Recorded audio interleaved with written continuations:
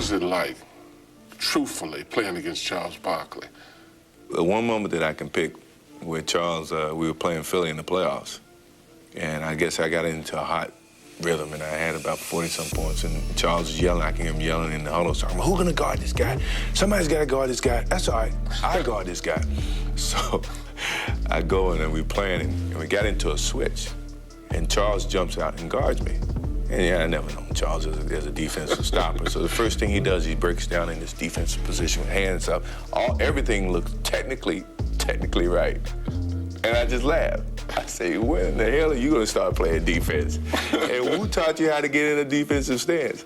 And I had to pass it. But that's the type of guy, he would take on a challenge even though he was not up to the challenge. Someone asked you if you could pick 4 guys for your pickup team, 4 guys that you play anybody else with. Hakeem Olajuwon, Magic Johnson, Scottie Pippen, and James Worthy. Would you keep the same 4? In a heartbeat. When I'm going in the trenches, I played against and with all these guys. I'm going with who I know. Every single night, that responsibility to go out there and represent greatness every single night. So Steph Curry shouldn't be offended when he watches this. I hope not. He's still a great player. Not a Hall of Famer yet, though. I still remember my principal saying that you probably should go to Air Force Academy because you're guaranteed a job after you graduate. I chose not to take his advice, but once I made that shot, it made me feel like, hey, I made the right choice for Michael Jordan, and this thing is going to turn out to be a positive situation, and I just gained confidence from that point forward. Mm-hmm. Now, you've made a lot of incredible shots. Did you ever feel lucky? Did you ever, like, hit one and just go, whoo-hoo-hoo?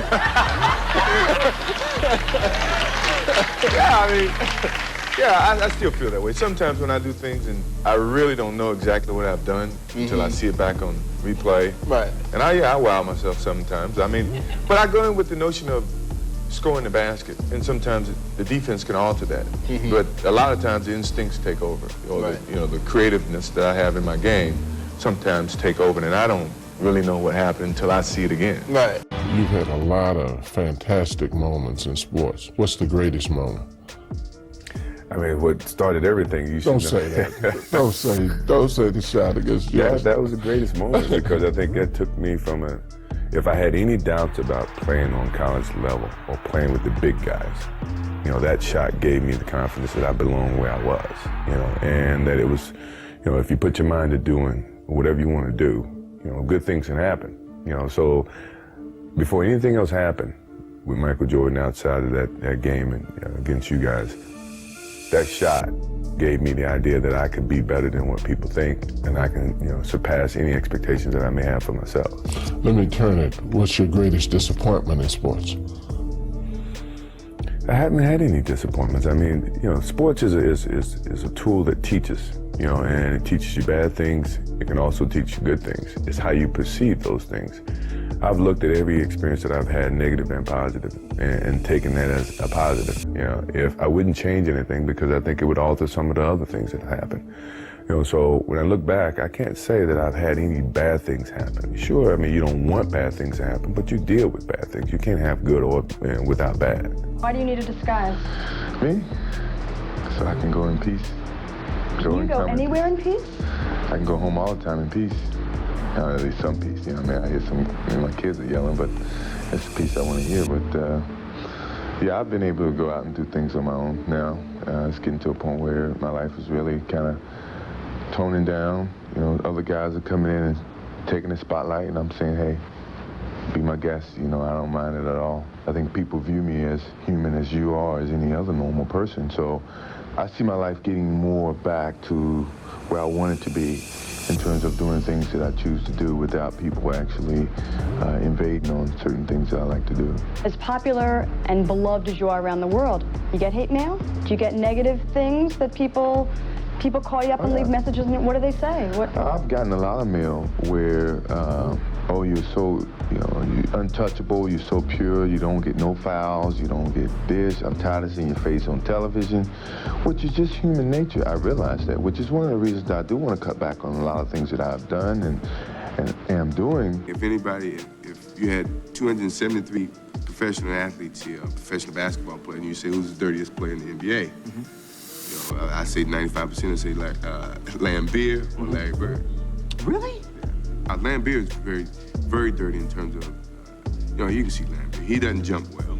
Yeah. He can't block a shot. Good. So, this is true. I mean, this is not to be knocking him, but Yeah. you got, let's say myself on the break and he's on the break. He's not gonna block my shot. Right.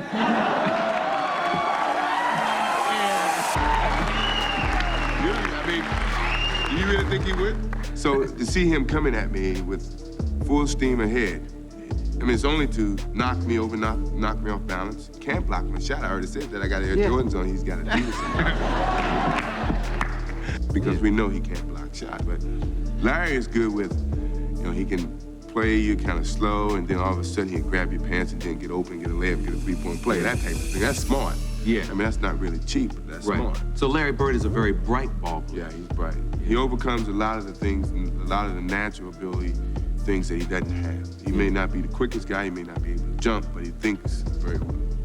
When you look back at your career, particularly in the NBA, when you started off in the NBA, you did a lot of exceptional things yourself individually. Right. And then later on, 96, 98, you guys start really winning championships. Evaluate the difference in the two. Well, I even go back further. You come out of college, you got a lot of gifted talent and some knowledge from your coach, and when you get to the pros, you have to blend that knowledge as well as your individual talent. And you don't know where you stand. I came into the league thinking I was the last on the totem pole. That was my thinking. I didn't come in thinking I was on top. So I had to work my way past all my teammates, and they're all guys within the league, to prove and establish myself as a basketball player. So, I was gifted, I was talented, I knew how to play the game. I didn't know how to play the game on the professional level. I had to learn that. And it took some years of learning it, watching Magic Johnson, watching Larry Bird, see how they can play, impact games when they're not scoring. Or, they score 4 points, they still make the big plays down the stretch.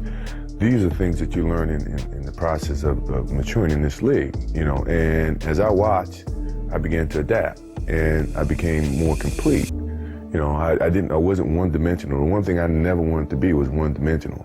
Everyone saw me as just a scorer, one-on-one player, but I knew I was better than that. I came from a great program in North Carolina, teach you how to do more than just one thing. When I'm hanging out with Charles, I can say whatever I want to Charles. They never won. He's second place finish. This is our conversation. But he knows. There's a certain rapport that it's not demeaning to Charles. Right. I'm motivating Charles to get on my level. Right, but he can only talk trash up to a certain point, right? Charles is a great. He's a great speaker. He's a witty guy, but every time when he gets out of his arena talking about winning, I have to bring him back to reality. Could you play with lessened abilities? Because No. Dr. J is real foremost in your mind, isn't he? I cannot do that. I cannot do that coming off the bench, playing limited minutes, not playing up to what people expect of me. That's all it boils down to. I've set such a standard for myself that if I don't play up to that capability or to that consistency, then everyone's going to say, hey, he's losing his step. It's time for him to move on. Have you lost a step? Maybe. I won't let you know that. If I consider myself a step slower, then that means I'm gonna get down there and work harder and see if I can get that step back. That's the determination in myself.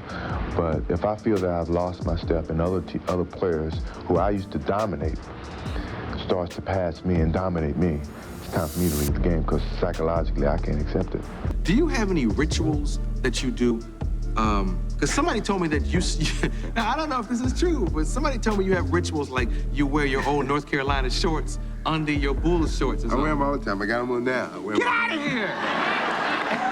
It's just a sense of home, North Carolina, the university, what it meant to me, actually. It gave me an opportunity to be here, to be a lot of places. It unites me with home and the sake of being and That's remembering great, home. man. I wear them all the time. Wayne Gretzky has been called the Babe Ruth of hockey. You used to be called the Babe Ruth of basketball, but now more people are saying that so-and-so is the Michael Jordan of whatever sport that is.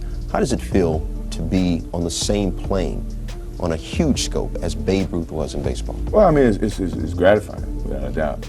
But you're talking about different eras. You're talking about different responsibilities, different challenges, and at this stage in this modern day era, it's a privilege, but it's hard to accept because there's a lot of different components when you start comparing eras to eras. When people say you're the greatest basketball player that ever played, it's hard for me to accept that because I never faced Wilt Chamberlain. I never faced Jerry West, Elgin Baylor, or Dr. J when he was really in his prime with the Nets or whatever. So it's hard to accept that. It's great people are going to say it, and you can say that, but deep down in your heart, you can't really expect yourself to be the greatest of all eras, and I don't consider myself that. But it's a great compliment to have. Have you ever met anyone that you felt was as competitive as you are? No. I just feel that my competitive drive is far greater than anyone else that I've met. I think that I thrive on that. I think that's my biggest motivation in life. Is to compete. Find different competitions in certain things in life and try to overcome that. Be it positive or negative. But I have yet to meet someone who is as competitive as me. And I just feel that much confident about my competitive drive. Let me ask you something, Mike. A lot of kids copy you, and a lot of things that you did were things that people had never seen before. Did you ever practice those things, that creativity, that self-expression that you did, some of those shots you made? No, I never did. I mean, obviously when you're as a kid, you want to count down 5, 4, 3, 2, 1 to make the game-winning shot. Yes, but I mean, in terms of the creativeness, I think you've seen it. It has happened in situations where the defense dictates what your reaction may be. But then once you do it once, you have a gifted talent to create. In any other situation, you try to alter, you try to change. But all it was the expansion of Elgin Baylor, Dr. J, all the guys who was creative before you. And I grew up watching them, so the vision was there. It's just the creativity expanded with my talent. What role does ego play in all this? Ego's everything. Ego's a part of determination. If you don't have ego, you can't have a sense of determination to achieve. That's all a part of success. You cannot find a successful person in life who don't have an ego. That's just a part of the whole scenario. How big is your ego? It's big, but it's controllable. I won't let anyone else feel it or sense it or feel threatened by it, because I am very sensitive to other people's thinking of myself and of my personality and of the way that I carry myself. So my ego would never take it to a point where it imposes on other people around me. What motivates me is the unknown. No one knows. They can all speculate, but no one really knows. And when you look at my career from high school all the way up through the pros, no one knew what Michael Jordan was capable of. And myself, I didn't know. But that I didn't let that stop me. And I let that motivate me more so than anything. That as long as it's unknown, that means I have a chance. And that's the way I pursued my whole career. Have you ever gone on the court and been afraid? No, I've never been afraid. I mean, obviously you're nervous, but afraid means you're not confident in your skills. I have total confidence in my skills, so I'm not afraid.